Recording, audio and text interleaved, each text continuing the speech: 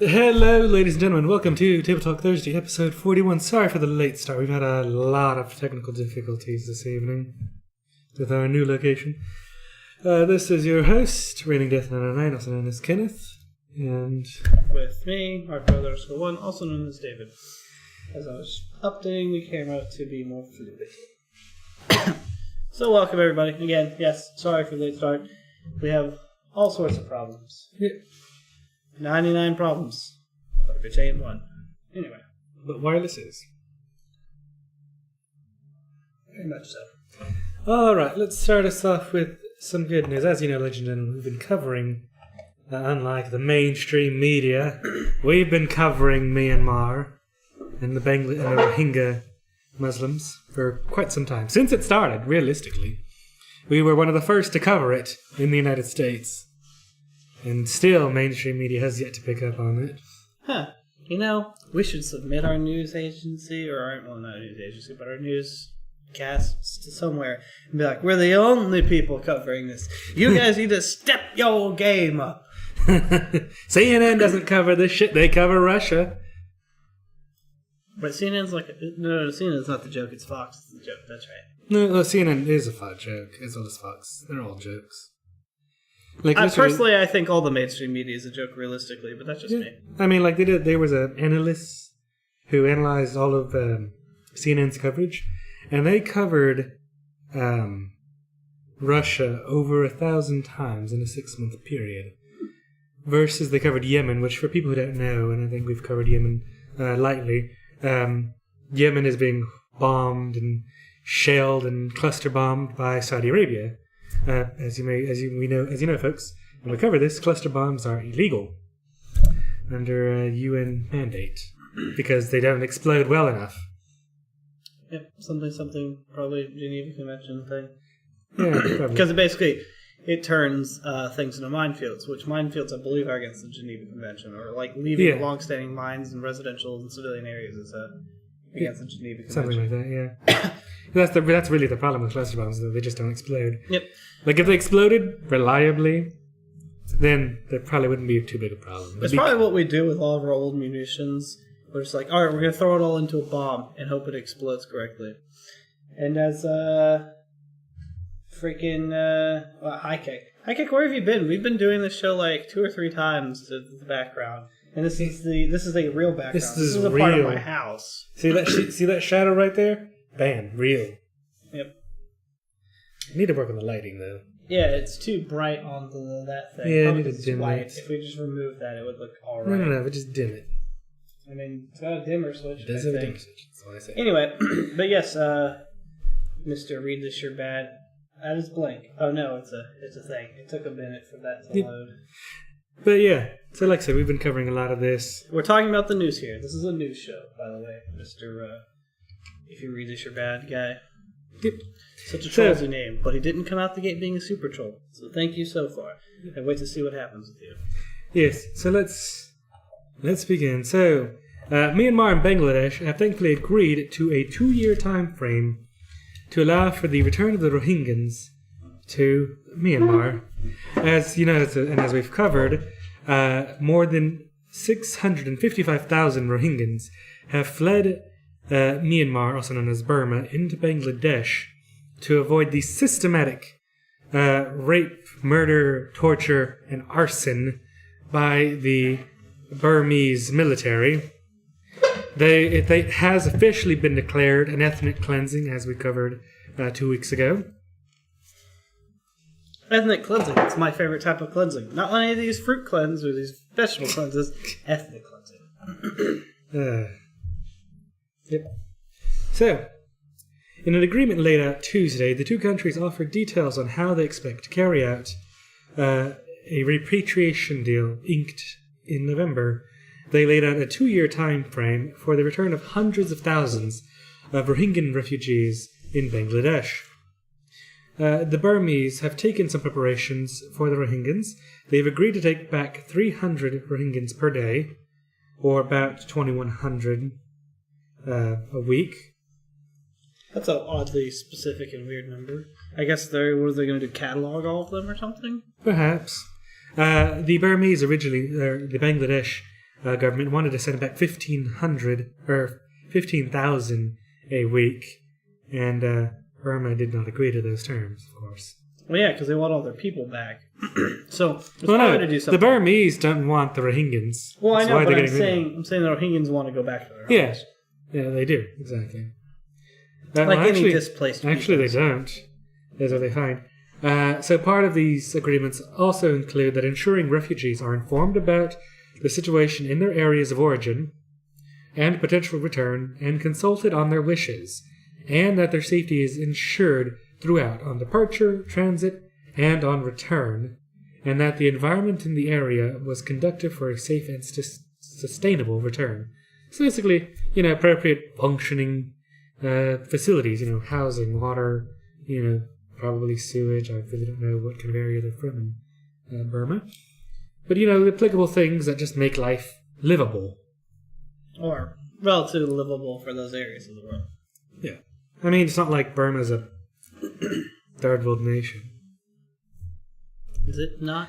I think it might be. Is it not? It might actually be that. However, they've, after a extensive interview with the Rohingya refugees, they find that 9 out of 10 of the Rohingya in these camps say that they would rather stay in Bangladesh. There's a Windows firewall notification. Okay. Nothing bad. Nothing important. That they'd rather stay in Bangladesh for the simple reason, and that is safety. Because they know they won't be killed in Bangladesh. Or they hope they won't be killed in Bangladesh. Well, I mean, they've been there, and the Bangladeshi people and the government have been quite supportive of them. Understandably, seeing as nobody wants to be unsupportive of people going through a genocide from a neighbor. I mean, America would probably do it. I mean, well, no, well... Let's talk about Mexico. Well, I mean... That's like a Civil War kind of thing. I don't know how to count Mexico. I think it's more close to Civil War. Not really. I mean, what do you mean, like people immigrating? I'm talking about mainly like how the cartels are taking over Mexico. Yeah. And murdering tons of people. Because as we covered last week, they've murdered over 100,000 people in their little terrorist span. And they murder tens of thousands a year. Yep. I already knew that. But yeah. I hear stories from people that go to Mexico. Oh yeah, it's a dangerous area. Not great stories. Yeah, I don't plan to ever go to Mexico until I can be quite assured that things have calmed down. I still don't even necessarily know if I want to go to like Cozumel and shit. Oh no, Cozumel's dangerous. I mean, we covered stories on here from Travel. Is it Travelocity? No, it's not Travelocity. It's the other one. It's the other big one, like. No, Travel something. Yeah. Travel something. It's one of the travel review sites. It's like one of the big travel sites. I don't remember the name. I don't either. It's not Travelocity. It escapes me. No, it's not Travelocity. It's Travel something. Yeah. But TripAdvisor? Is it TripAdvisor? Yeah, it's TripAdvisor. Yeah, TripAdvisor. That's what it is. As we've covered, the owl is their logo. Yeah, exactly. Yeah, it is. Yes. So TripAdvisor, as we've covered here previously, they were found to have been removing reviews from people who stayed at hotels and resorts in Mexico who were sexually assaulted and raped, both men and women, and drugged. And TripAdvisor removed the reviews because they weren't family friendly. And then people who saw these great reviews, because of course the people who advertise on TripAdvisor, get preferred showings, and it makes the company money. Yeah. And you don't want to show bad reviews on a company paying for you. No. So they got rid of them. And then people go to these resorts and they get raped and drugged and sexually assaulted. And when they try and warn other people, it doesn't happen. So yeah, Mexico, not safe. Anywhere. But back to Rohingya. The authorities in Myanmar continue to deny the multiple stories of rape and mass killings that have emerged since the crackdown began in August. As a retaliation for attacks by the Rohingya insurgents. Journalists have been barred from the Rakhine state, where most of the counterinsurgency clearance operations take place. Hello, Wesley boy, and thank you for joining us. I still don't know why mixer double post. That's kind of weird. Yeah, that is indeed. We're from the U.S. Our days are all right. Oh, doing good. Doing good. Yeah. How are you? Yep. How are you, mate? And good, interesting. Alrighty then. On to an interesting story. Korea is to march under single united flag in the Olympic Games. Korea is best Korea. Yes. North and South Korea have agreed to march together under a single unified Korea flag at next month's Winter Olympics in the South. They also agreed to field a joint women's ice hockey team in rare talks at the truce village of Panmunjom. Interesting. Yep. I assume this is a picture of it. Yes. Let's get this picture going. Sir. Howie is supposed to be. Oh god, Ooh. all of the notifications are overlapping. This is bad. Is this talk on Kim? Part of it. I mean, he does have something to do with these discussions. So anyway, this is what it looks like. Yeah. Thanks for following. Yeah, so many followers. Howie and Leslie, well, thank you for that. We appreciate that. Yep, thank you for the follow. Oh, everyone's following. Everything is doubled. Yeah. Howie. Yep, thank you both gentlemen for following us and hosting. Thank you for hosting. Alrighty then, now on to the flag. This is what the unified Korea flag looks like. It looks, unified. Unified Korea. It looks actually kind of nice and like diplomatic and like UN related. I don't know, because the whole white it's and very blue thing. clean and inoffensive. Yeah, looks good. I mean, there's never going to be an actual Korea like that, but hey. I mean, there might be, if Enhance the photo. if things happen. What do you mean enhance the photo? Do I need to enhance the photo? I think the photo's fine. Okay, to enhance. De-enhance. There we go. There we go.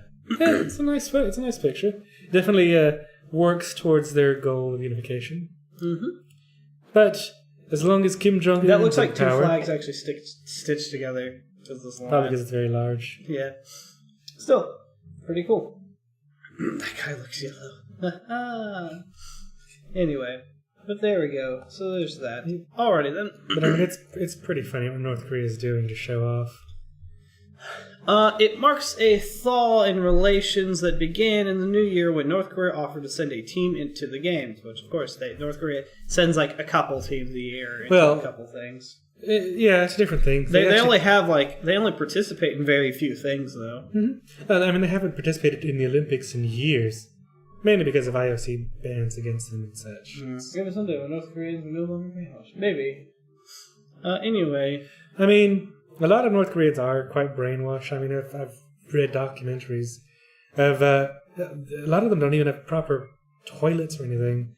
I mean, I've read stories of North Koreans who, when they land in the South Korean airport, they're shocked of the fresh water, which is simply water in the toilets. They're amazed. There's so much water here, it's even in a toilet. See, I've seen an anime kind of sort of along the same lines. I mean, it's quite crazy. Anyway, as I salute my sister coming home. Anyway, if the fucking... What? She got free alcohol. Okay. Anyway, if the plans are realized, 100-strong North Korean delegation, including 230 cheerleaders, 140 orchestral musicians, and 30 taekwondo athletes, could cross into the south via the land border to attend the Winter Olympics. It will mean the opening of the cross-border road for the first time in almost 2 years. The North has also agreed to send a smaller 150-member delegation to the Paralympics in March. South Korea will also need to find ways to host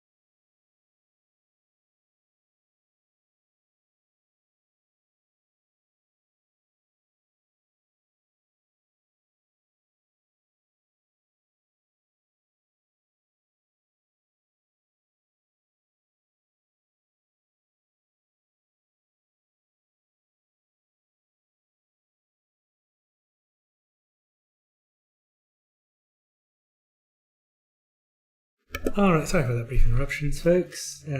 Getting some hilarious news.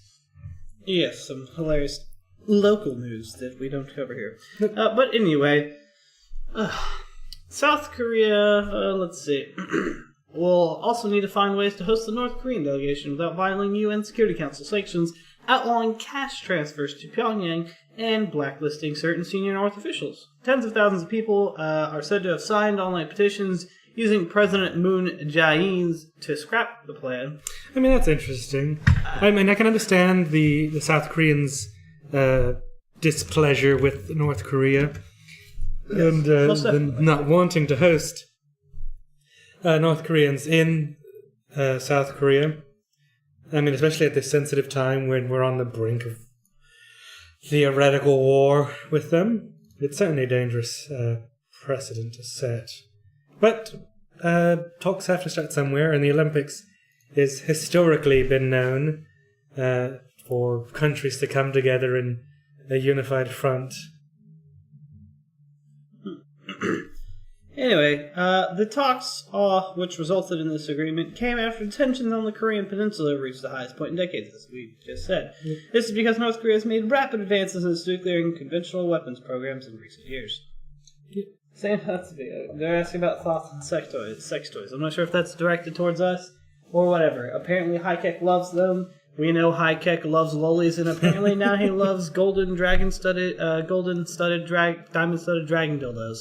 It's his thing. Yeah, no, sex toys are fine. You know, I really don't have a problem with them. Yeah. You know, do you? Yeah, literally. Yeah, do you literally, or somebody else? You know, yeah. You know, there's all kinds of things.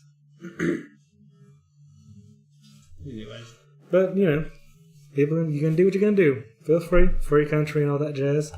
Unless you're not in a free country, in which case, get to one.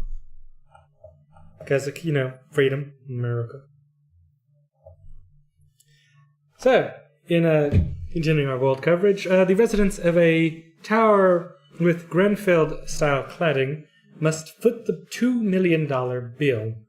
So, as you know, we've covered the Grenfell Tower incident or accident where months ago, where the Grenfell Tower caught on fire and the cladding didn't stop the fire, but actually contributed its passage to burning down the apartment and killing dozens. Yeah, but basically the cladding was an accelerant in the fire. Yes. I don't think it was supposed to actually... Was it supposed to deter it or stop it? I believe it was supposed to deter it. I don't know. I don't think so. It's supposed to look nice, but also help stop the fire. Or at least not make a pathway for it along the buildings. I mean, it's fucking plastic. What did they think was going to happen? I'm not even a... Is that a fire scientist? Is that a structural, safety... engineer. I have no civil engineer. What class of job do you have to be to go, man, plastic's not good for fires? I don't know. But the residents of a housing complex cladded in similar flammable panels to the Grenfell Tower are facing a bill of $2 million to make their homes safe after the building owner said it was not the responsibility to pay. I'm assuming they're going to get the shit suit out of them. Oh, I entirely expect so, yes. The freehold, which I guess is a UK term for apartment complex, is owned by a company owned by the family trust of the multi-millionaire property mogul Vincent Techenguez. And its property agent has told residents that work recladding the complex in Croydon will begin once full funds are in place. The government told the agents to remove the cladding 5 months ago, and Sajid Javid, the Housing and Communities and Local Government Secretary, long-ass titles, last month suggested the landlord was responsible for ensuring the residents' safety. Obviously. Yeah, that's basic law anywhere you go. Yeah, nobody can expect the residents to foot the bill when your apartment complex is unsafe because of something you did. Yeah, it's your building. The painting's about some random pasture thing. I have no fucking clue. That's just my mom's stuff. Yeah, just generic American field and shit. Sure. Yeah, good. I don't think it's American, but sure. No, it's definitely American. I mean, you can look at that tree. It's clearly an oak tree. Whatever. Anyways, but the freeholder Proxima GR Properties has insisted that it's not obligated to cover the cost of work, warning leaseholders in the 93 apartments that the bill will increase if they delay payment. Leaseholders are fighting the charge of up to £31,000 per flat, which could be levied as early as March. Some said it was more than they earned in a year, and they feared for their safety. Yeah, that's a fucking yearly salary of some people. That's ridiculous. Mm-hmm. Absolutely. I tell them to go fuck themselves. Yeah. Or in Europe, you say jog on. Suppose so. Do we smoke weed? No. No. I mean, I would if it was legal, at least slightly. Recreationally. But I don't in Texas. Because it is illegal. Speaking of which, apparently the vape shop down that way has CBD oil. Oh, really? I don't know. It's on one of their advertisement flags. Something about CBD, medical, whatever. Because, like, CBD is legal. You have to have very specific diseases and conditions. So, yeah, that's totally not illegal in the state of Texas. Is it not? But you have to be fucking nearly, like, in really bad shape. I don't know. Look at your face. It's in pretty bad shape. Ha! Ha ha! Fuck you. Wait, is the mic even on? I can't tell. What? Because it's mic audio too. It's mic. My mic sounds right. Check Okay. 1. Yeah, it's fine, dude. It's just hidden, so I was like, Like, is the microphone on? I don't know. I'm pretty sure it's on. Anyways, apparently High Kick used to smoke. Yeah, we all knew that. Yeah. I don't know. I've seen what high kick looks like before. It looks like a generic stoner. Yes. Anyway, I So- still don't understand why it's double pussy for some people on Mixer. They're just all a mixer. Yeah, Mixer's just busted. Yep. Anyways, they have fire wardens that are patrolling constantly at a cost of $4,000 per week, which the company is planning to pass that right on to you leaseholders. The hell's a fire? I guess it's just somebody. It's like, Just oi, somebody- oi, there's a fire. Yeah, Oi. pretty much. Just somebody just goes around and if they see a fire, they yell and That's pull fine. fire alarms. That's pretty much it. That's interesting. Costs $4,000 a week to do that. Shit. That's I mean- 4,000 pounds, which is a lot £4,000. more than $4,000. You Yeah. know, gay porn stars don't even make that much. Sure about that? Yeah, actually. I don't know. Porn stars don't even make that much. Porn stars make great money. Let's see. So Because I was offered $4,000 a week for that job that I was not going to take. I mean, clearly a fucking fire warden's getting paid very well. What does that mean? 750 7.55. by 40. Minimum wage by 40 hours. Oh, it's $300 a week. Yeah. And I mean, even if they're getting paid like 600. So how many people do they have employed here? So are they getting me to do $400 an hour? Is it? So it's 10 hours. So it is. $400 an hour. Yeah. Yeah. No. So I'll just say $400 an hour for the people in New York. yeah. There is a pin something. Oh, RIP. Wow, that is a lot of money. Converted to USD, it's $5,566.44. Thank you for that, Hackett. AKA a metric fuck ton of money. Shit, I wish I got paid fucking I mean, no, I don't get paid that well. $5,500 to like sit on my ass and just go, I smell fire. It's red. I see that. It's all good. It'll recover. It bounces back. We just Okay. have some frames here and there. Yep. So councils and registered social landlords across the country have largely agreed to cover the costs of the emergency work to replace the cladding, but this dispute is one of the first to affect private blocks. Tichemges is 61, believed to be worth hundreds of millions of pounds, and last year bought a 165 super yacht moored in the Mediterranean called Da Vinci. Of course, he is so pretentious. He's said to own over 300 apartment complexes in the UK, including 10 Hilton hotels. So, clearly, something like the cost of this is a drop in the bucket for this fucking asshole. But he's like, no, fuck you guys. You're going to pay I for think I it. know what's going on. Because you hear my fucking my hard drive spinning to win. So it's because Steam's activated, but Steam's not activated. Percolating coffee. Got it. Not percolating coffee. Look at that. Boom. All of a sudden, everything's good. We're not losing any frames. It's because it was downloading shit. Okay. But, yeah. No. Okay! No, but fuck this guy. I mean, the company just has to pay. They're going to get sued by all these residents. I'm sure the government's going to come after them. Oh, yeah, they're going to have to pay. The government already stepped in and said, it's... You have to remove the cladding. Yep. So, I mean, they're not going to get away with this. Nope. They're not going to get away. You gotta go. You gotta get away. Anyways. We'll go ahead and move the chat down. Where's the fucking alerts thing? Why is the alerts bit on here? I'm gonna move the alerts above the chat. Above the chat. There we go. That way for next time when the alerts start popping up and going ham, it's above the chat. Because people didn't know what you're saying. You're all good people here. I love you all for being here. Russian athletes disappear from competition after doping agency arrives. Interesting. More than 30 Russian athletes withdrew from a tournament in Siberia over the weekend after an unannounced arrival of anti-doping officials. What's up? Hey, Flippy50, thank you for following.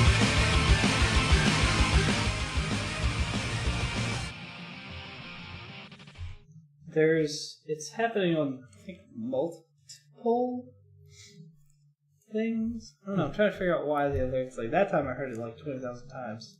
It's only supposed to be on Juan. I don't know. But thank you for the follow.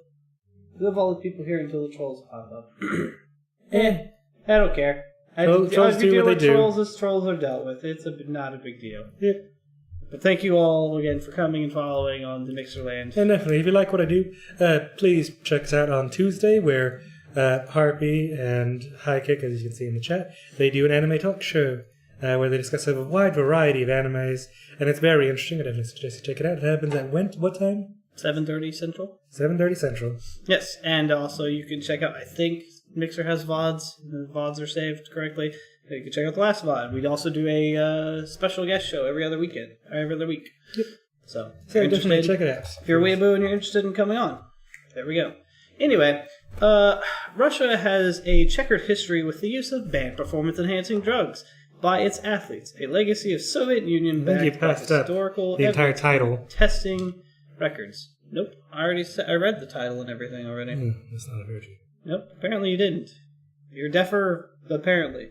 I don't know. I don't know what to tell you. I really don't think you did. I really read it. I read it all the way to anti-doping officials and then their notification went off. Anyway, a total of 36 Russian athletes suddenly dropped out from regional athletics competition in the Siberian city of Irkutsk after Russian anti-doping agency Rosada. I have to laugh at that. Officials arrived for an inspection. Dmitry Shyakhtin, the president of Russia's athletics federation, said he was not surprised by the disappearance of so many athletes. That's pretty bad when even they know they cheat. The list of athletes, it's no secret. The list of athletes who failed to participate will be passed to Rosada, which has the right to strengthen inspections of these athletes. Oh yeah, no, totally. Russian athletes have been cheating for fucking decades, since like Soviet Union time. I mean, that's exactly what I just said. It's gotten so bad, and we've covered the doping issues that happened last year, where they had the fucking KGB sliding fucking test tubes and test results through a goddamn hole in the wall of the lab. Like, they got their spy agencies in on this. That's pretty funny. That's how crazy freaking the Russians are about this. But here's some interesting news out of the Philippines. So, why Rappler is raising Philippine press freedom fears. So, the Philippines has revoked a license for one of its major English language news sites, Rappler, igniting a debate about press freedom in the country. Rappler has in the past been critical of the government of Rodrigo Duterte, leading some to say the decision is an attempt at press censorship. Though the government argues that the news site violated a clause. But why does this matter? Rappler is an online news site in the Philippines that was founded in 2012 by former CNN journalist Maria Ressa. Interesting. By the way, as High Character said, in Soviet Russia, you do not use steroids. Steroids use you. Get buff. Mm-hmm. Anyway. I don't really remember what doping is. I know it has something to do with drawing blood and recirculating it and then putting it back in. Huh? I'm assuming doping just means doping up on any sort of No, doping. I think doping refers to a specific type of practice. I don't know. Don't care. Carry on reading. I'll look it up. Okay, he's going to look it up. The website has grown a reputation for its hard-hitting investigative journalism and has published articles that have been especially critical of President Duarte. Earlier this week, Mr. Duarte had addressed a Rappler reporter saying, "You have been throwing trash. If you are trying to throw garbage at us, then the least we can do is explain how about you. Are you also clean?" Yeah, so it says doping is the use of banned athletic performance-enhancing drugs by athletic competitors. The term doping is widely used for organize and regulate sporting competitions. Use of drugs to enhance performance is considered unethical and therefore prohibited by most international sports organizations, including the International Olympic Committee. Furthermore, athletes or athletic programs taking explicit measures to evade detection exacerbates the ethical violation with overt deception and cheating. So it is what I said. It's just performance-enhancing drugs. So I wonder if, like, you know, the sex drugs, like the little blue pill, performance enhancing. Enhance your performance today. Not sponsored by Enzyte. What are the other three? I don't know. Not sponsored by any ED medication. So, yes. The president had also previously said that many journalists killed in the country had deserved to die. As you know, and we've been covering. Ooh, shit. You're just catching up. That's spicy. No, yes. Saying that shit. The president has had an ongoing drug war since he became president, which he's just continued from his time as mayor, when he was a part of a death squad and killed people. And he straight out said, "I've killed people." As he rides around with his fucking motorcycle gang, basically. Yeah, pretty much. He's a dangerous... I've actually asked some Filipino women what they think about Duarte. It's interesting to get the responses from people. Well, what do they think? I don't think very good things about him, I don't think. Well, I would think so. But since 86, 176 journalists have been killed in the Philippines, one of the most dangerous countries for reporters. Shit, I don't think that many people have been killed in, or reporters, I should say, have been killed in, Syria or Iraq during the Iraq War. Mm-hmm. Critics of the government say ruling against Rappler is a worrying reminder of the past actions of the Philippine strongman Ferdinand Marcos. In September of 1972, shortly after declaring nationwide martial law, he ordered the closure of numerous papers and wire agencies. Journalists and political opponents were subsequently arrested and interrogated by the military. Ooh. So, they're just continuing as history repeats itself. Roll the video. Hey, you want to roll this video here? Yep. Alrighty then. So, this here is a nice little video of every U-turn from Trump's first year as president, from China to the wall. Beautiful. And we'll pause periodically. China taking... What? Just testing to see if spacebar worked. It doesn't. I clicked on it. Damn you, websites! Taking our money because we can't continue to allow China to rape our country, and that's what they're doing. I like China. I sell apartment for I just sold an apartment for $15 million. Yeah. He's like, of course he likes them. He's like, I'm going to be president. I know, right? I'm going to be president, and some Chinese people just bought a apartment from me. I love China. I love China. To somebody from China. Am I supposed to dislike him? China. By fighting Assad, who turned out to be a lot tougher than she thought, and now she's going to say, "Oh, he loves Assad." He's just much tougher and much smarter. And then he's like, "We should." This is spacebar works now. Because I had to click on the stupid thing. Don't do that. Yeah. And then he's like, "Stay out of China." He's only got a couple thousand retweets and a couple dozen likes. That's not even good. Well, that was in 2013. So clearly in 2013 he was saying we should get out of China, and now he's saying, well, she's not going hard enough into Syria. After the Benghazi crisis. Than her and Obama. Tonight I ordered a targeted military strike on the airfield in Syria from where His eyes look really fucked. He looks really high, actually. And he's also talking very slowly. I don't know whether he just talks I think slowly he's really high right there, honestly. He looks because, like he's just staring up. Like, if I'm looking at the camera, I would be, like, staring off that way. Just like... Hey, he's... Like teleprompters are always in front of the podium. Yeah. So he's clearly They're not always looking at the one. little, like, weird projection things. Yeah, there's just a piece of panel plastic. Yeah. Yep. They're basically heads-up display. So other people can't read them, I guess, or something. I don't know. Yeah. The chemical attack was launched.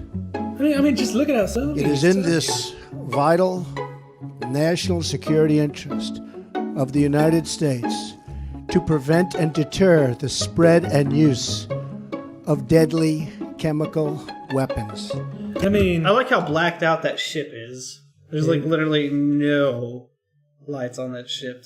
well, of course not. Sending a missile in the dead of night where they can't be seen. NATO is obsolete. It's old. It's fat. It's sloppy. I said it was obsolete. It's no longer obsolete. Which is ironic, considering it's my hope that to the head of NATO right there.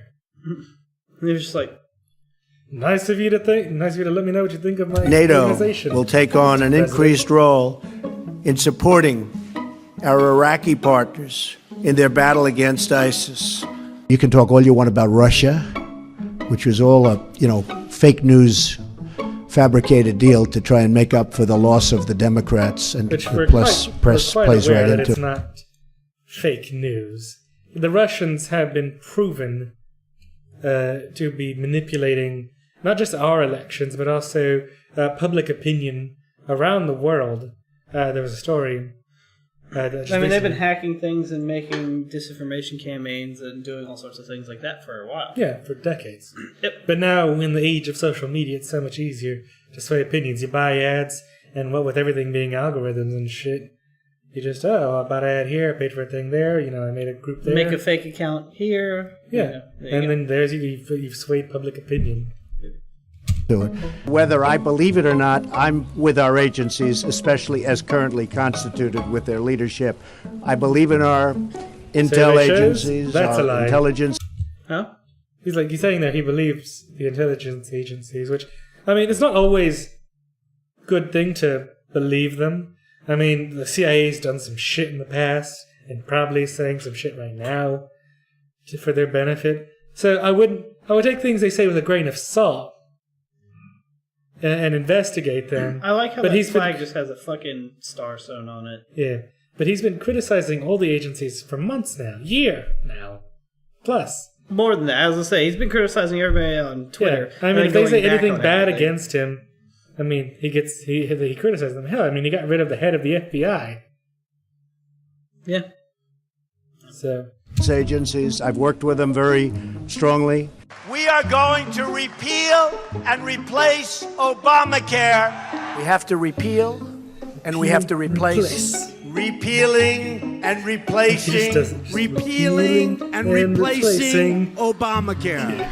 I never said repeal and replace Obamacare. You've all heard my speeches. I never said repeal it and replace it within 64 days. Look, did anybody hear him say repeal and replace? I never heard of it. I want to have a great... Look at all the Keurig cups. Oh no, those metals? Some of those are metals. I think those are all metals. First I thought those are all Keurig cups. Because it kind of looks like they are, but they're not. Yeah, and then I noticed the Marine logo on there. Unless it's Marine's Brew. Healthcare bill. That'd be pretty funny if the president just kept a Keurig craft on his desk.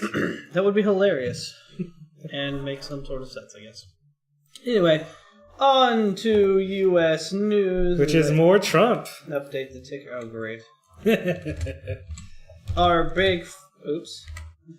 big yellow friend, Trump. President Donald Trump appeared to push back Thursday against comments by his chief of staff that his thinking on the long-promised border wall had evolved, with the president insisting that his views on the barrier had changed. So right now, what are we at? We're at like a 200-foot tall wall? No. Like that? It just got 10 feet higher. There you go. The wall is the wall. It has never changed or evolved from the first day I conceived of it. Of course, because it took Trump to build a wall. You know, right? Trump said in the first of 2 tweets, parts will be necessity. See through, and it was never intended to be built in areas where there's natural protection such as mountains, wastelands, or tough rivers or water. Even though those tough rivers or water are where a lot of Mexican people cross the border. Hi, cat. So, the Rio Grande. Yes. My cat's over there. Are you about to jump on the table? Yes, you are. Yeah, she is. What are you doing? Come here, cat. The news is always about Trump. What else would he talk about for the whole new show? We try to not talk about Trump too often. Rhea. I mean, he is around, but he is not the news.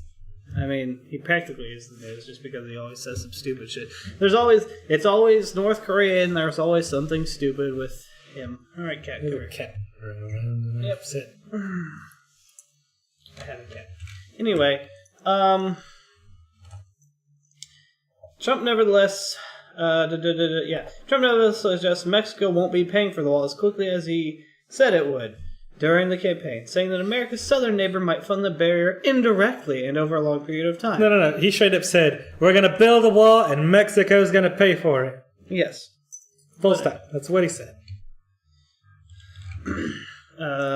Anyway, because that would take... I mean, the amount of power it costs. Probably.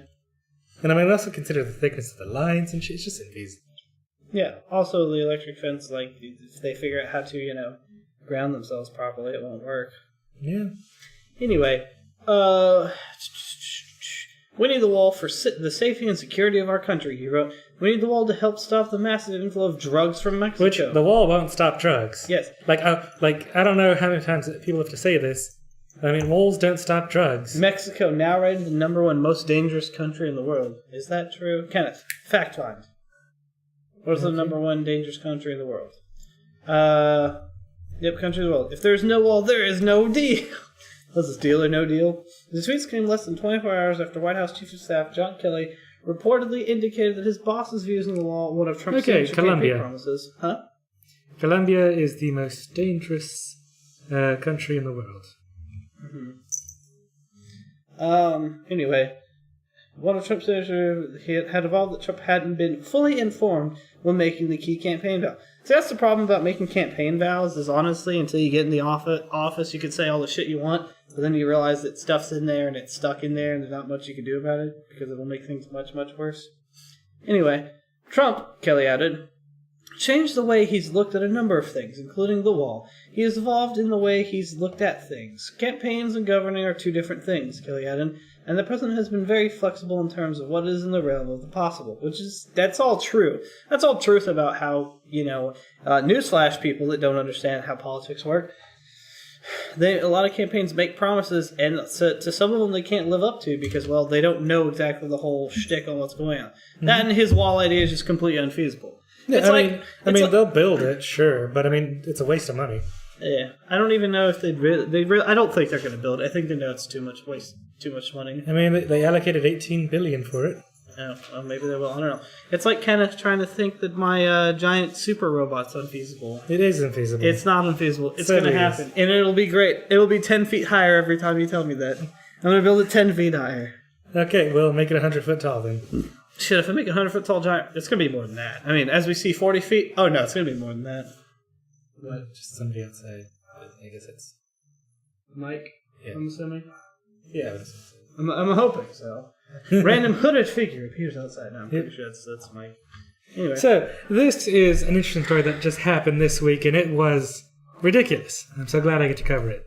We talked about it on, was it yesterday or the day before because of Imgur. Yeah, so here's how Hawaii's emergency alert design led to a false alarm. So for folks of you who haven't heard, this week an alarm went out across Hawaii stating that a ballistic missile was incoming and that people only had, I think they only had like 12 minutes to find shelter. We have a very short amount of time. Well, yeah, to be fair, they're probably less than that.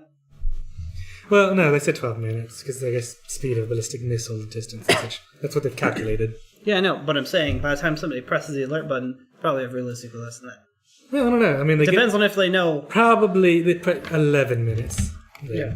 Because it'll probably take a minute to go verify that something's coming. Because NORAD has to pick it up first of all. Yeah. I mean, there's like half a dozen different agencies out there constantly watching. Yes, but a disastrous false alarm issued by Hawaii over the weekend has raised concerns about the safeguards the state had in place. The statewide alert, which told people a ballistic missile was about to hit, terrified residents and visitors as the state scrambled for 38 minutes to issue a correction. Pull up the picture, please. So, yes, and enhance. A little bit more. Nope, it's good enough. Enhance some more. Nope, everybody can see that. It's perfectly fine the way it is, I promise. God damn it. You just want to be obstinate. Yep. Right, so what you're looking at there is the screen that Hawaii has to send alerts. So, you can see you have BMD false alarm, which is the new button that they did not previously have. And then you see down there you have PATCOM CDW state only, and then drill PATCOM CDW state only. So what they said happened was that somebody clicked on the PATCOM state only instead of the drill, and then just sent the message. Now, I'm assuming the drill automatically sends a message afterwards saying it was a test? Not quite.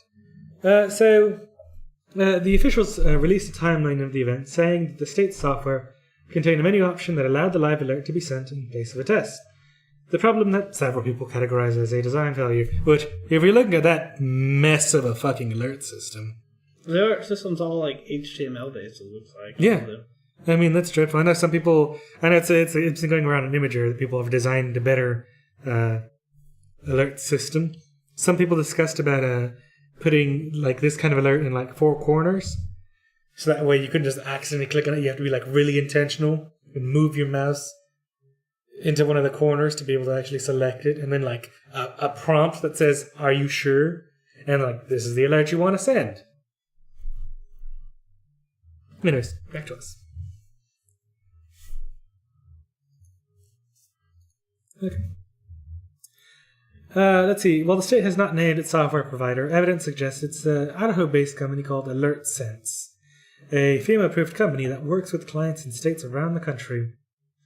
AlertSense would not confirm it was the vendor of the software, but in an interview with The Verge... I missed the official soon released entire paragraph right there.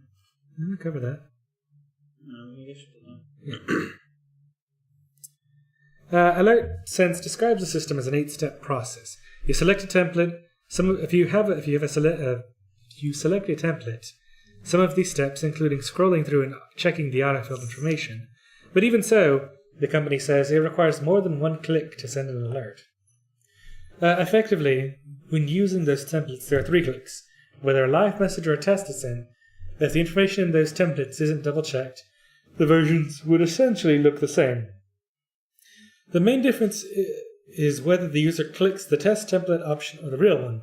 The company says it may now alter the final pop-up confirmation for the test, for a difference between test and live alerts, which, I mean, that design in itself was dreadful. Mm-hmm. I mean, I've never seen a more poorly designed alert system. No, it's not poorly designed. It works perfectly fine. So it's like little streamlined. It does what it's supposed to do. The problem is like we're used to nice graphic user interfaces. To see, like, I'm pretty sure if I worked for the local government, which I was going to do, I'd see stuff like that for everything. Oh, I actually think I'd see fucking MS-DOS. Probably. Still. I mean, how these things work is just it goes out to the lowest bidder. Yeah. Yeah. And well, it does what it's supposed to. It works. So it doesn't matter. Terrible looking, bad UI, and whoever they paid, they should get their money back. Not really. I mean, if it works, it works. Nah, whoever they pay, they need to get their money back. It's horrible. I don't know, Kath. You're wrong. It's not wrong. It is what it is. Your face is wrong. They got what they paid for. Everything's correct. Anyway, during missile scare, man said goodbye to his kids and then had a heart attack. Oh, that's beautiful. A Hawaii Kai man nearly lost his life after suffering a heart attack during Saturday's missile alert false alarm, according to his girlfriend. James Sean Shields, that's a mouthful, 51, started throwing up at Sandy Beach a few minutes after his emotional goodbyes to his children over the phone. Shields God, just imagine that poor man. You know, you get that alert that a missile's going to come and you're going to be dead in a few minutes. And goodbye, your everybody. last calls to your kids. Wow. Powerful stuff. I just send text. It's faster. Missile coming. Love you all. Goodbye. Actually, I don't think I'd send anything to anybody. I'd just be like, meh. I'll see you all in hell. Anyway. Shields managed to drive to the Strub, Hawaii Kai. Hawaii. Yeah. Not Kauai. I said This isn't I Japan. said Hawaii Kai, mate. That's what I said. Yeah. Family Health Center, since Reichel's disability prevents her from operating his truck. Man, that's how I imagine me having a heart attack. I'm just like, driving as I go to a hospital. And they're like, what's wrong with you? Heart attack! You know you could have called an ambulance. They're too slow. I mean, at that point, I doubt there are many ambulances. Well, yeah. She said he collapsed in the reception area and the workers moved him to a back room. A few minutes later, I heard them yelling and screaming, 911, 911, and he coded. His heart had stopped, and they told me he had stopped breathing, said Reichel. During a news conference on Saturday, Honolulu Mayor Kirk Caldwell said he did not know of any injuries tied to the panic caused by the false alarm. The Honolulu Police Department's 911 dispatch center was swamped with more than 5,000 phone calls. Yep. Yeah, the man did survive. He had 4 that stents. needed more separation right there. Yeah, well. It almost, led into it. I don't know. Yeah, the man had Double space the stories, mate. Oh. Yeah, that way I could freaking... I mean, that's why there's the bullet points. Yeah. That's what divides it. But I have to have the titles. I don't know. Just gonna ram in. Anyways. So this is actually a really big story that's broke recently, and it's terrible. Hell, there was one dude that was like, I'm just gonna keep playing golf until it comes down. Yes. See, keep doing what you want to do until you die. That's how I believe. I'd be like, alright, I'm playing video games. I'll just let everybody know again, hey, if I disconnect, the missile hit. I mean, I believe they said that if you make it to a basement or a shelter, your odds of survival were fairly good. So, I'd be saying, fuck that. I'll take my laptop, and then I'll go fucking hide in a shelter somewhere. Shit, I'd be gaming in my basement. The fuck do you mean? I'd be safe as I can be. I suppose so. You assume you'd have a basement. I mean, it's Hawaii, it's an island, so basements are far and few between. I don't know. Is it? Yes. I mean, it's like it is here in Texas. Most places don't have basements if they're along the coast. Yeah. Same principle. It's an island, man. I suppose. Anyways, so... I would just do nothing, honestly. I'm too lazy. Besides... You'd be asleep. You only have 12 minutes to get anywhere. Yeah. It's like, you're not going to make anywhere for the most part. I mean, if something would have hit Texas, I could make it to the junior high and get to the dungeon. Is that where you'd go? Oh, yeah, the dungeon of the junior high. Yeah, but what about your family? I mean... They'd be too slow. I don't know. 12 minutes is not a long time. Would you even drive your car, or would you just fucking run? No, I'd drive my car. My car would be fast to get to that side of the school. I suppose. So, I just take my car and just fucking... Well, see, the thing, the not problem is, if anything happens to Texas, we don't have to worry about jack shit. We're not near anything really important. I mean, STP. I guess. And also the Sweeney refineries. That's about it. I mean, other than Houston. But Houston's far away. That's what I'm saying. There's no real... Unless the winds are bad. The winds have to be super bad, though. Yeah. But yeah. So, we're pretty much safe anyway. Yeah, but something happened... Until we move to Dallas, and then we're right smack dab in the line of fire. We're going to enjoy it. I'm a leprechaun. Where's my pot of gold? Alright, anyway, just carry on.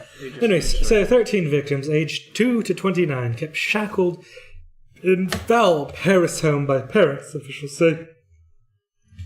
Sounds kinky. 13 victims, ranging in age from 2 to 29, were kept shackled to their beds amid foul surroundings in a Paris home by their parents. Cat, what are you doing? She's climbing the fucking You best get your cat. How fuck? She's climbing in the damn...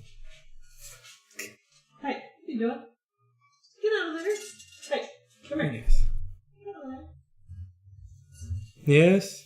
What do you want?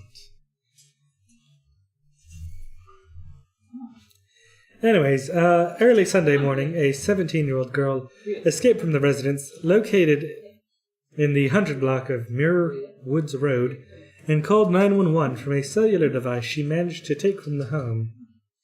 The teen then told 911 operator that she and her 12 siblings were being held captive in their home by their parents. When investigators from the Paris Police Department and Riverside County Sheriff's Department met with the girl, they said she looked emaciated and was only 10 years old, though she was actually 17. Further investigation revealed several children shackled to their beds with chains and padlocks in a dark and foul-smelling surroundings. Did you steal the leprechaun's gold? Yeah, it was all fool's gold anyways. I'm guessing she's fine. What the hell are we doing with this? The victims appear to be malnourished and very dirty. There were 13 victims, as it said, 11 in the house and the one who escaped and called 911. For both the parents, bail was set at $12 million each. 12 what million? Yes. Whew, shit. They've actually been charged, as a recent update, with torture. 12 counts apiece, as well as child endangerment and abuse, etc. Yeah, these people are despicable. Also, I kind of want to know why. Why did they do it? You know, what prompts somebody to keep the kids chained up and locked in this? It was a fairly large house. I think it's 2,400 square feet, so a fairly large building. But what put somebody in that mindset? The kids were homeschooled. They actually had registered their house as a school, and the only attendants were the children. I don't understand what these people's motivation for this. I don't think anybody ever will. But it's extremely unusual. Anyways. So, in good news, thankfully, this is good news. 22. Good news, everyone! 22 Attorney General sue the FCC over net neutrality repeal. Oh, yes. Ouch. Yes. Excellent. On Tuesday, 22 state attorney generals filed a lawsuit against the FCC in response to the agency's repeal of the Obama-era net neutrality regulations. In repealing net neutrality, the FCC ignored consumers' strong support for free and open internet, says California's Attorney General Xavier Becerra, echoing the backlash of the widely unpopular December repeal.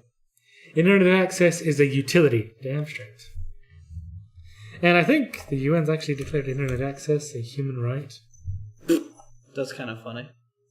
I mean, internet is so intrinsic to modern living. I suppose. The lawsuit follows Senate Democrats' announcement on Monday, reported by the Washington Post, that senators have signed on to a Senate resolution that would overturn the FCC's repeal and restore net neutrality rules. You're good. Well, I mean, we're broadcasting the sound as well. I love her just like the mic.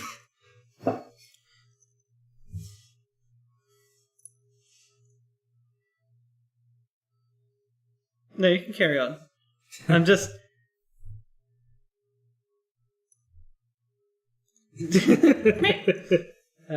oh, she's still doing it again. Yeah. I know.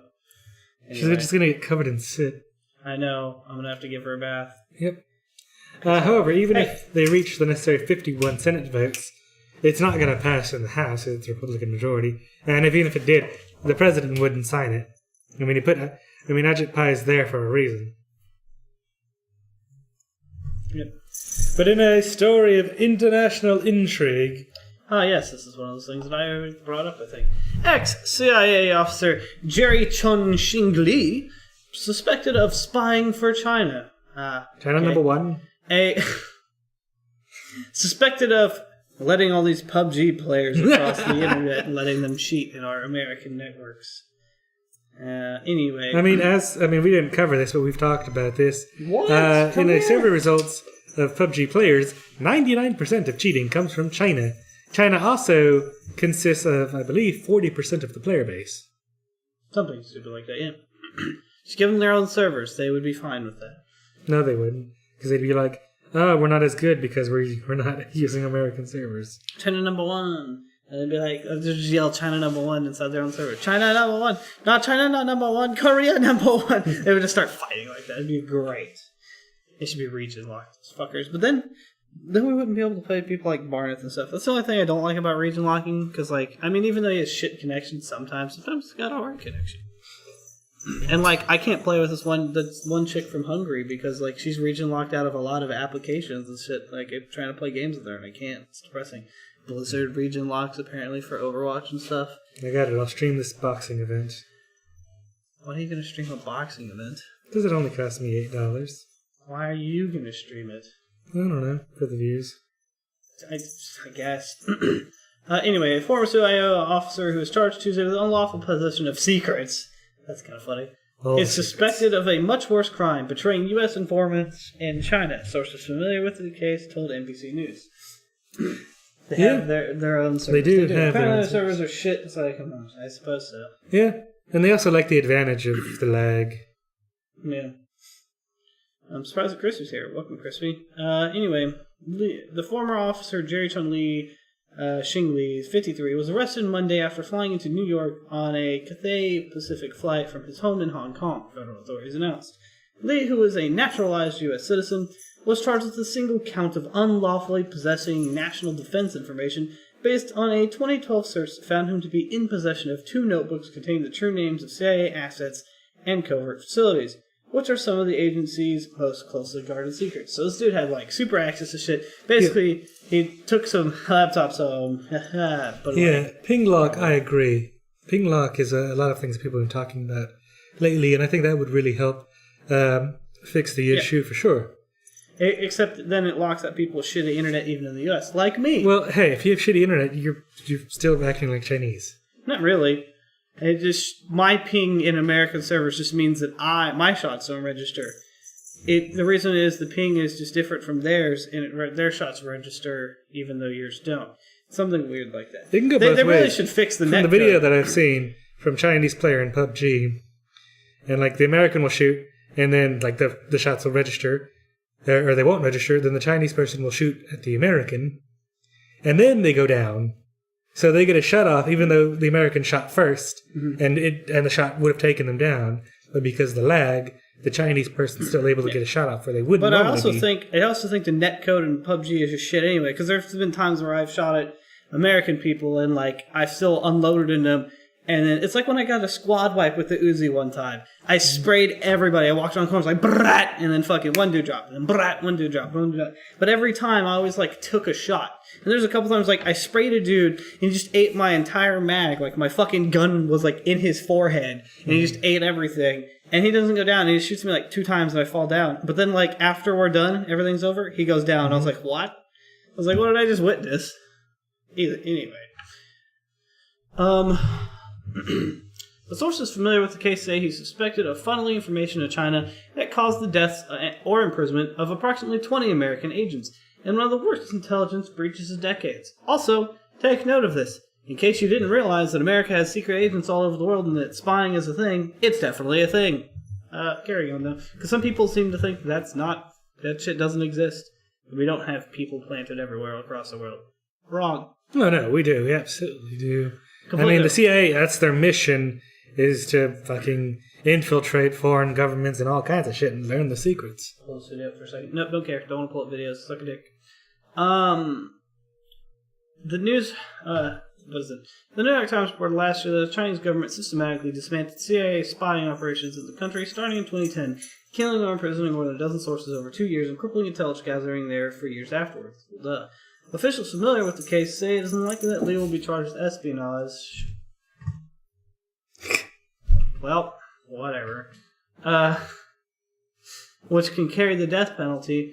It may be that the government doesn't have the proof required for such a charge, or that it doesn't want to air secrets in an open courtroom. She really needs to stop that, because if the fire's ever burning, she jumps up there, that'll be bad juju. Yeah, you need to discourage that behavior. I don't know. Get a spray bottle. Just spray her when she does bad crap. Just go beat her. Anyway, it's like a kid. Treat her like a child. It's all good. Because she is very much like a child. Anyway, yep. Oh, nice. So, change your topic. Shut up! I do what I want. Do your job, god damn it. This is my job. This is your job. Get over here and do this. Get out of the way. I'll run the show. Will you? Will you?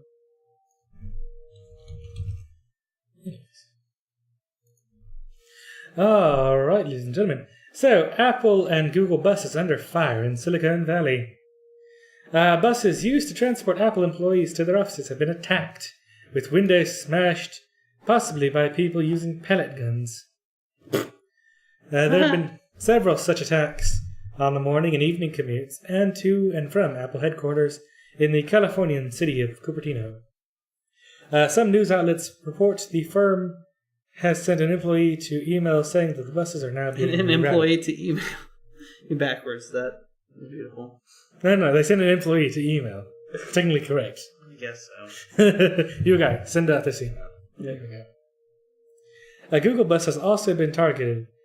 These attacks could be linked to previous ill feelings about how the tech sector is causing a gentrification of San Francisco and the surrounding areas.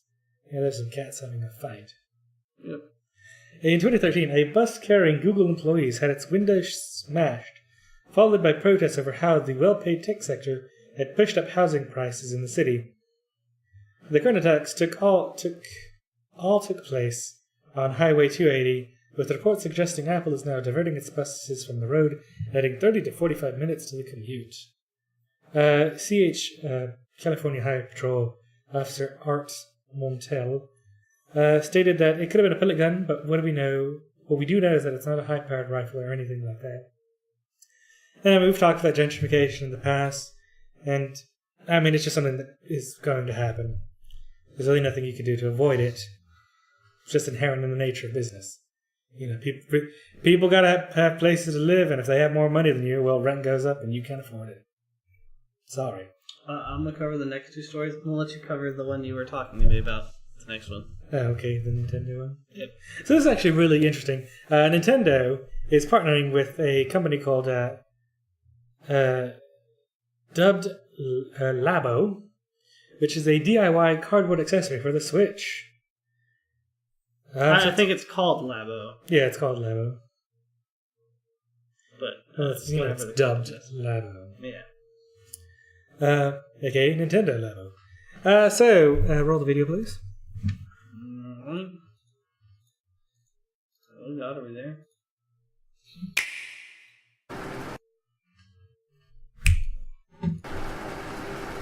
So, of course, you have this little... Oh, look. It's a sheet of cardboard on assembly. Oh, look. A press. It's a die cutter. Oh, look. How did it turn black? What? He did.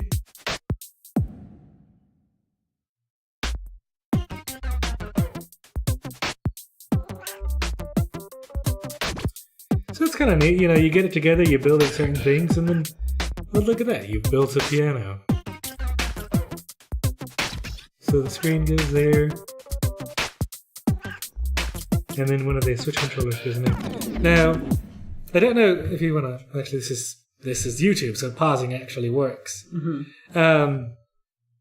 So I think this is actually really interesting. I believe how it works is it probably uses the RF sensor that's on one of the Switch controllers to see. So like it may be looking for like some kind of strip or something inside that when it passes or whenever something moves, it understands that that's a function, which I think is really interesting to see them using that. Let's continue.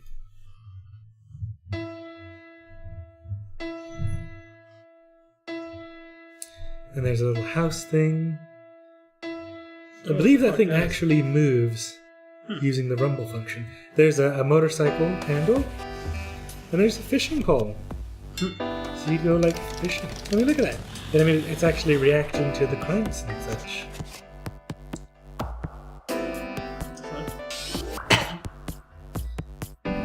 there's the accelerators. See, so I think this is really neat to see them do. I'm assuming it moves using the vibration. Yeah. Oh, that's interesting.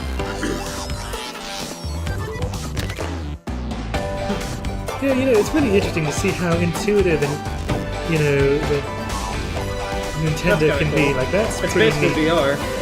Yeah. Yeah. Yeah, I mean, this is actually really exciting stuff to see. I mean, it's so simple.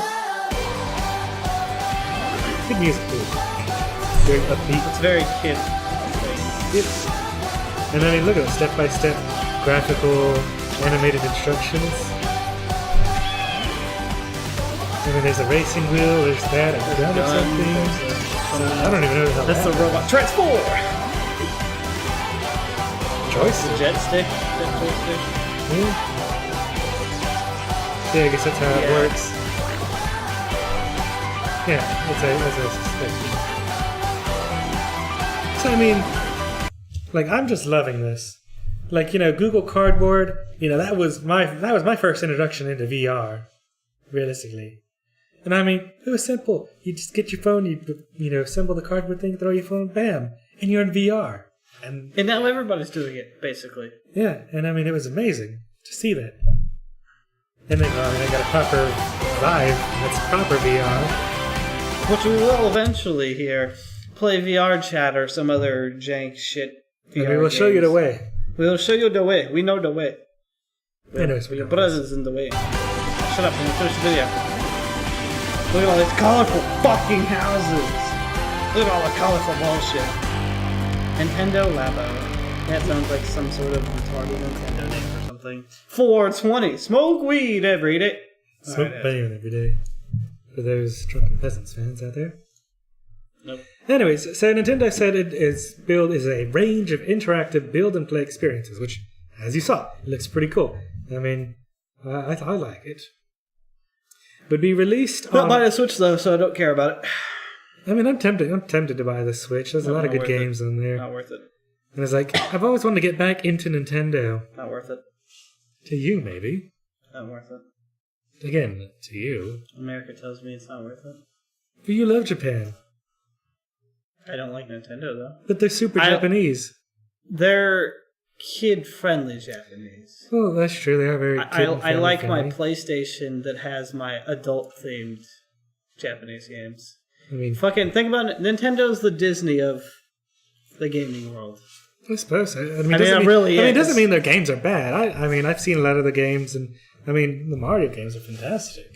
Yeah, I'm not saying they're bad, but I'm just saying they're just not your cup of tea. There's not enough good exclusive games for me to go buy that. For you.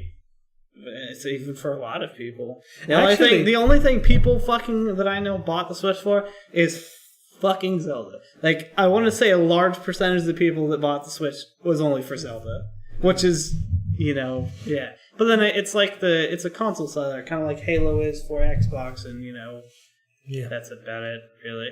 I don't know. The Xbox has a lot of Gears, Halo, yeah.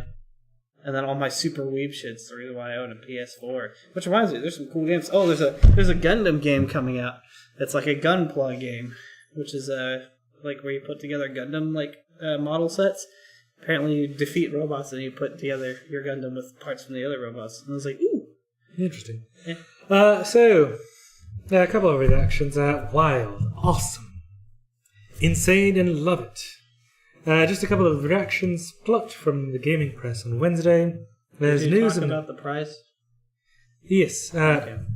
Initial pricing will start at $70 or £51 in the US and include a cartridge of games designed to be played with the homemade controllers and a range of stickers to customize the creations. Or you could just get markers, as was shown. So the education potential is also huge, although at the price point of the Switch at $300, probably rules out something schools might hop on board. I'm going to go with no. Being as we work with education, we worked in the education industry, we worked as IT in education, $300 for something like this is not practically really expensive. It's practically nothing compared to the shit they pay for. They pay for hell. How much are those clickers? Basically, fucking thousands. Are they really? Yeah, they're very expensive. Oh, yeah. So yeah, a little like fucking basically PDA type deal, like with 20 of them for one single classroom to work off one janky little USB stick that sometimes doesn't work at some other things. It's very expensive. I mean, no, we just bought Chromebooks, and those are over $300 a pop. Yeah. Or there's those really shitty tablets that probably have less. They have less specs-wise than the Switch. Yeah, no, definitely. Yeah, those tablets are pretty bad. Yeah, they are. We're still having problems with them. Oh, yeah. Well, it's mostly battery, mostly charger problems because the charger. Yes, terrible. Also, that weird networking issue. What's still going on? Oh, the one where the wireless thing will just die. Decide to just not connect or something randomly, and then all you do is go over there and just turn it off, turn it back on, and it works. Yeah. Silly. I don't know. Technology is fun. That's the industry we're part of. But earlier this month, the Switch has actually been declared America's fastest selling home console, selling more than 10 million in the past 9 months. Interesting. Alrighty then. On to other news. Intel fix, which as you may or may not know, and I think we've semi-covered, the whole Spectre and the Spectre meltdown, and there's another one, there's a third one. Is there a third one? There's like 3 versions of Spectre, basically. There's Spectre meltdown, and Spectre something. No. Spectre and meltdown are 2 separate things. They're all classified under the same type of attack, where like CB something. I was reading articles about it. One's a kernel attack, one's a kernel issue, and the other one I don't really remember. Supposedly they all do basically the same thing. No, they affect different things. I want to get this damn printer. Huh? 3D printer again? See, if only Trey could have bought the 3D printer. I know! The asshole. Just like, oh yeah, I'll get that thing through. Never signs it. Yeah. Is that the printer? That's the printer that I want. Isn't that the one we were going to get to? I mean, it's not super expensive. $400. I don't know, Kevin. I still don't think a 3D printer is a good idea. I just don't have a place for it. I would honestly buy it if I had a place for it. I mean, you can keep it over here, and I'll use it. If you want to pay for the filament, you can use it to your heart's content. I'll print out waifus and sell them. You want the filament? Dude, I can print out waifus and sell them, though, legit. So you want for lots of money. You want to split the cost? Fuck no, I don't have any money. Well, fucking get a job and we'll split the cost. I do have a job. I am my own boss. We'll fucking make some money, then we'll split the cost. Maybe. Anyway, Intel says devices are rebooting more than usual after being patched with fixes. It is issued. So even Intel can't issue their own fucking patch, right? To the Spectre and Meltdown security flaws in its chips. The company has said it reproduced the problem and was making progress towards identifying the root cause. Intel said its tests showed a reduction in performance ranging from 2 to 25%. That's a big fucking reduction on your CPU. Yep. In an update on its website, Intel said the reboot problem had been identified in its Ivy Bridge, Sandy Bridge, and Skylake processors.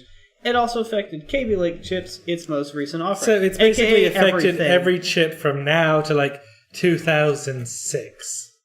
That's a lot of fucking... That's bad. That's super bad. I can see why AMD's stock is going up. And AMD's on the rise. Yep. Yes. Intel, in its initial analysis for business cases, such as running website servers, showed a slowdown of 2%. Well, that's not that bad. In a company like ours, 4% would be a massive difference, said Alasdair Haynes from the stock exchange Equis? I don't know. Anyway, we measure the time of trades in microseconds. Firms spend an enormous amount of time and money trying to get the fastest speed out of our server. That's true. I was gonna say. Epic sounds like they're going to be getting a lot of business with the stock market. It sounds like you should be switching all those servers to AMD Epic. AMD doesn't have that problem. What if it's all just a secret ploy? What if AMD actually fucking created Spectre and Meltdown? That would be glorious. They just implanted engineers deep into Intel just to fuck up the product. Sounds very Asian espionage. A decade ago. Yeah. And then that's why they released their chip that all of a sudden just destroys most of the Intel's chips. And then it's just like, oh yeah, and now your chip's also this. And Intel's like, everything's falling apart. Yep. Yeah, that's pretty hilarious. And I've seen it. Companies spend hundreds of thousands to millions of dollars buying servers that like high-speed fiber direct connections to the main servers on the stock exchange. It's insane what these companies spend, and these trades happen, like they said, within microseconds. With all the fucking fancy algorithms and shit, humans can't compete. There's just really not much anybody can do. Yep. But anyway, the most significant reduction in performance involved computer servers that store and retrieve large amounts of data. Thank you, Zay the Killer 11. Yes, thank you for the follow. We appreciate it. Yep. So this. Where's the alert? I'm trying to figure out where the alert was. I think that was supposed to be the alert. They're just off on this thing. Yeah. Strange. Stranger danger! Say no to strangers. Stranger danger, baby. Anyway, yes. So, hospital pays $55,000 ransomware demand despite having backups. Now, this is something me and him talk about because, again, it's the IT industry. This tech news segment is all about us. This is what we do. I mean, really. Anyway, an Indiana hospital paid a ransom of $55,000 dumbasses to get rid of ransomware. I mean, the reasoning for why isn't too far, you know. I mean, I suppose. Anyway, as I read on, that had infected its systems and was hindering operations last week. The infection took root last week on Thursday, January 11th, when attackers breached the network of Hancock Health, a regional hospital in the city of Greenfield, Indiana. Hackers deployed a SamSam ransomware, which encrypted files and renamed them with the phrase, "I'm sorry," according to a local newspaper who broke the news last week. IT staff intervened and took down the entire network, asking employees to shut down all computers to avoid the ransomware from spreading to other PCs. The hospital said despite having backups, it opted to pay the ransom demand of 4 Bitcoin, which was worth around $55,000 at the time. The hospital paid the sum on Saturday morning. Hospital management told local press that restoring from backups was not a solution, as it would have taken days, maybe even weeks, to have all systems up and running.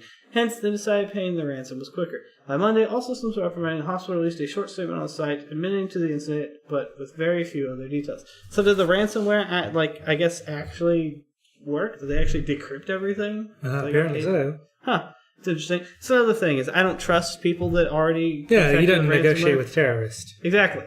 I also... Realistically, depending on how much stuff was taken down, I really don't think it would take that long to restore from backups. I mean, clearly, it's probably a very large hospital, and you also got to consider the amount of business that this would prevent. Well, because if they're down for a day, that could cost them hundreds of thousands of dollars. Okay, and then spending the time to restore from backup would cost them even more versus just paying the $55K and getting back up and running. I guess, but a couple things first of all. Their team should have been on it and been able to stop it. For instance, our ransomware attack. I mean, we didn't get everything back up 100%. Actually, we got most of the stuff back running within a few hours whenever we had our problem. But we're a lot smaller place. Hospitals are small too. The only thing I have to say, though, is, for instance, apparently, known information here, if somebody targets a hospital here, all of the regional clinics go down. Every single clinic is attached to our hospital somehow. Well, that's great. So... more information for you, because that's what Aaron says, is they have to travel around to all of the different buildings here in Bay City and get information from people. Sounds dreadful. I suppose so. I'm sure they all have different varying internet connections, because each doctor's office is managed by the doctor who owns it or whatever. Mm-hmm. However, hi cat, cat's back. Up, yeah. What? She's like, I want attention. Hi, kitty cat. I love my cat. Newsflash. Anyway, come here. Come here. Here we go. So now on to Stupid and Crazy. Yep. So, this is fucking stupid, New Jersey. Isn't that where Ghost lives? Yeah. So, a town in New Jersey is to fine non-residents for driving through the town. Excuse me? What? Yep. Beginning next week, driving through a New Jersey town could cost up to $200, as the jurisdiction tries to prohibit drivers from using apps like Waze and Google Maps to help drivers get around traffic. What? That's so stupid. Yeah, and probably illegal. Yeah, that's ridiculous. Because then I guess that basically is kind of what is it? It's kind of like shutting borders to your state almost in some sort of way. It's an unofficial closing. And you can't stop people from driving. No. And you can't just randomly find somebody for fucking driving through your town. Yeah, unless you... That's ridiculous. If they've broken the law, sure. Yeah, but just driving through... If this is the law, they're breaking the law. But if the law is illegal, then the law... I'm going to go drive through there and be like, breaking the law, breaking the law. Just windows rolled down, blasting. Yep. Sir, what are you doing? I'm breaking the law. Just have that on a button so you can just instant repeat. Yep. So effective, because of the effects of the app's rerouting commuters through the town, it's adopted an ordinance in November that effectively bans non-residents from driving through the town. The prohibition of the town's roads is from 6 to 10 a.m. and 4 to 9 p.m. on weekdays. In order to access roads, the drivers must prove they are a resident of the street, needing access to their home, or can demonstrate or document a need to access a residence on the street or parts of street as described. That's insane. They're just gonna have a cop at every fucking corner like, papers, please. We need to see your papers. Hey, you! Stop there! Yeah. What are you, a wise guy? I'm actually a lawyer. Oh. Carry on. Basically. Nope. And then he's like, yes, here's my mob papers. Ah, he's actually a wise guy. He's actually a wise guy. He's good. I'm here for my protection money. This plan gives enormous power to police officers. People who are traveling safely down the street should not be subject to law enforcement. It's intrusive, says Janine Cicero, the deputy legal director for the ACLU in New Jersey, which is right. Yeah. And then here we have a quote from the chief of police. We have a lot of vehicles that leave the highway to the bridge and use Leona as a bypass or to cut through up to Fort Lee. This is a public safety issue. Not really, if they're driving appropriately and obeying the law. It's not a safety issue. It's the exact opposite of that. You know? Oh no. Besides, it probably gives business to your town. Somebody needs to stop to piss. Yeah, pass, get a snack, whatever, gas. I mean, gas and snacks. Gas and snacks. Somebody's going to be making money in your town. I might see something, hey, maybe like, oh, that's a nice little shop. Maybe I'll stop there on the weekend. I mean, yeah, exactly. I mean, if they're traveling through it, it can only be positive, unless people are driving recklessly. Then again, people in which case, arrest them. Everywhere. Yeah. Anyways. Yes. Next. Dumbest HOA ever is allegedly forcing residents to keep garage doors open for 8 hours a day. In this week's display of homeowners associations' idiocy, which happens a lot, HOAs are terrible, by the way. Oh, yeah. The Auburn Greens complex in Auburn, California is allegedly requiring all of its residents to keep their garage doors open during the week. All because one resident had people sleeping in their garage. Who cares? It's an HOA. They care about everything. They'll bring a ruler and measure the length of your grass. That's a little too much. Your house has to be within these 5 particular colors. It can only be this kind of house. That's a brand new development. You must park your cars. I look at them and I go, I do what I want. So you're breaking the HOA that you signed. If you look actually back on my document, I omitted that part when I signed. And then you signed it right afterwards. Yeah. But anyway. Yes, this insanity comes to you from Placer County, California, where a homeowners association apparently posted notices on residence doors telling them the requirement to keep their garage doors open from 8 a.m. to 4 p.m. Monday through Friday, or face an immediate hearing notice and be subjected to a $200 fine. First of all, they can levy a fine against you all they want. They can't make you pay it unless they take you to court. Which they will. Yep, and then you just go, no. KCRA 3 spoke with the HOA board member and told them the policy came into being after the neighborhood managers learned that people were actually living in one resident's garage. Well, people can rent out their garage if they want to. Shit. But not in an HOA. How the homeowners association doesn't realize the theft concerns associated with their policy is beyond me. Exactly, that's what I was going to say. Mm-hmm. So that means, like this says, other residents have had to clear their valuables from their garage and keep their stuff protected, while other residents have simply ignored the notice and kept their garage doors closed. That's exactly what I would do. Yeah. I would keep my garage door closed, and I'd just put a sign, go buy one of those magnetic signs and put, "Fuck you, HOA," and just slap it right on my front. I feel like that'd be overtly too much, but it's not illegal to do either, I don't think. I want this. Buy it and I'll use it. I don't know what to tell you other than that. I mean, maybe I'll use it. I'll have to figure out how to use it, but yeah. I don't know. I've seen things. I'm going to probably get a building enclosure for it. What you should do is take that money and reinvest it into our antenna system before you do that, because we still have work to do. No, I'll get this, and then we'll use that to assist us in managing our antenna system. How? You can build shit with it, man. The fuck are we gonna build with it? Build a pole, 20 feet long, it just 60 screws feet. in. There you go. It'll take a lot of plastic, but we'll do it. Too much plastic, probably. Yeah. But you could make it, do a honeycomb formation so where it's strong, but also allows wind to pass through so it doesn't move. And it'd be lighter than metal. Yes. Oh boy. And if I get the good plastic, it'll be strong enough too. Yeah, the ABS or whatever. Yeah. Yes. Yes. See, now you see it's all coming to fruition. No, fuck that. We already did all the work we needed to do for what we have. Yeah. No. Well, we'll talk more after this. Let's just get with the last story. And this one, I actually saw yesterday, and it was insane. This is something we watched. Where's the video? Okay, we have to go to the video. Yep. That's fine.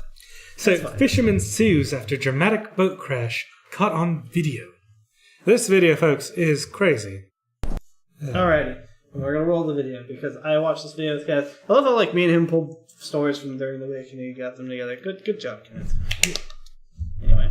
Alrighty then. So let's watch. This is crazy, folks. Alright, so we're going to watch this a couple times. This is actually nice because we have audio. Before we just watched a GIF. Yeah, it's true. Hey!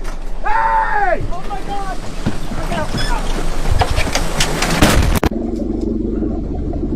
Hey!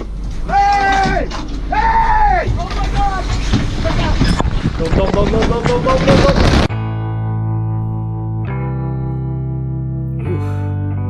man, there's more pictures. People would be fucking killed if they didn't get out of there in time.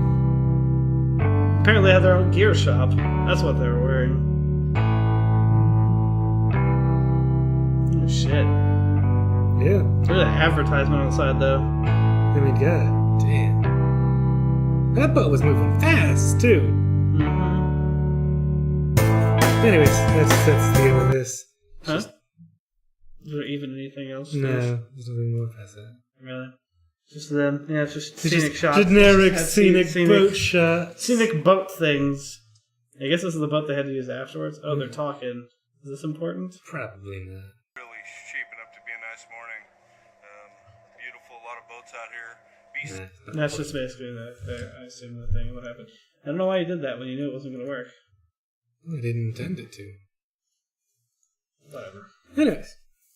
So, yes, a fisherman who jumped ship into bone-chilling water to dodge a speeding motorboat has filed a $372,500 lawsuit alleging the other driver was distracted by his cell phone just before the dramatic crash. Cell phone fucking distraction on boats. You can never escape it, man. It's fucking hilarious. So Brian Maes. I mean, it's M-A-E-S-S. Let me see so I can read his boy. Go get his boy. He's having the struggles. Brian, Maes, probably. Maes. Yeah. Filed the suit earlier this month against Marlon Lee Larson. That's a tongue twister. Yeah, another one of those. 75 over the August 12th crash. A GoPro mounted to the 20-foot fishing boat captured the chaos in the seconds before Larson's 31-foot motorboat crashed into the smaller stationary vehicle. A passenger on Maes's boat frantically waves his arm and repeatedly screams "hey" in a desperate attempt to get the driver's attention, as you saw. I thought there was more than one GoPro, obviously. Yes. Because there's one on each angle. Yeah. Yeah. The drugs and alcohol did not appear to be a factor in the crash. Deputy said Larson was cited for reckless operation, 3 counts of reckless endangerment, and 3 counts of 4th-degree assault. I didn't know there was 4 degrees of assault, actually. The more you know. Apparently. We need that on a button. Yes. Anyways, so Larson's son-in-law, who is also... I love a son-in-law, because he's just like, bus, here you go. Or, in this case, boat, here you go. Yeah. Larson's son-in-law, who's also on the boat at the time, told investigators that he occasionally saw Larson using his cell phone while driving the boat. State law bans cell phones while driving, but there's no specific laws governing cell phones use while boating. Because usually it's not an issue. First of all, there's boats, and there's a lot of water. I mean, like you saw in the video, there was a lot of water, but with no boats around them. Also, again, boats go usually pretty slow. Yeah. So, yeah. Larson has denied his cell phone use while driving the motor, claiming that allegations to the contrary were fake news. I love that. Everything's fake news now. I had to add that. It's just like, fucking 75. He said fake news. Holy shit, is he President Trump told me to say fake news. And I would laugh if President comes out supporting this guy or some shit. He's pleaded not guilty as his criminal case. The fuck, man. You're never gonna win. You fucking drove That's why a boat. his son-in-law threw him under I know, the boat, that's what I was saying. His son's like, he threw him under the boat. Yep. But it's like me, if one of my family members did something, I'd be like, yeah, that bitch did it. I think it's funny. That's what I'd add in there. Yep, so, she deserves full punishment. Take the book, throw it at her. Beat that bitch with the book. And I believe that's the end of our show. And that is actually the end of our show. And even though we started late, we got this wrapped up within like an hour and 30 minutes. Did it? I mean, with our new improved format, we are really getting through this quite effectively. So thank you, ladies and gentlemen, for joining us on Table Talk Thursday, episode 41.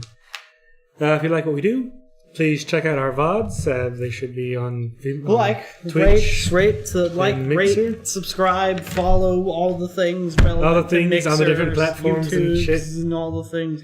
I need more YouTube subscribers so I can go back and monetize my videos again. You'd have to get 1,000.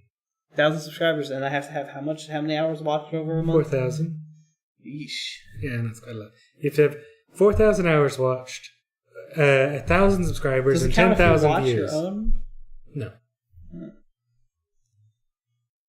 Damn. So yeah, quite a lot. But like I said, if you like what we do, check us out every Thursday. We try to start at 7:30 to 8. Today we just had an extreme amount of technical difficulties. Oh yeah. You can also check out the Tuesday talk show with High Keck, and they do an anime talk show as we discussed in the beginning of the show. Yeah. RP also does game streaming, a variety of games. Now and again. When I can, if I can, which I his internet right now is very terrible, so it's kind of not happening too often now. But you know what we should do? We should live stream us setting up the antennas. Oh gosh, it's going to be such AIDS. We're just going to be like, ah! Yeah, it's like, it's just me going, angry yelling. And then Kenneth's trying to put the bolts in the hole. Left, right, up, down, left, up. Yes, little right, up, left, down, up, up. There it is. But anyway, thank you for joining us. Have a good night. You might see us on later. Some of you guys in the Discord, like Kaikek and Dakota or whatever. But you might not. Anyway, have fun. See you guys. Have a good night. And we'll see everybody this weekend. Oh, maybe. Hopefully.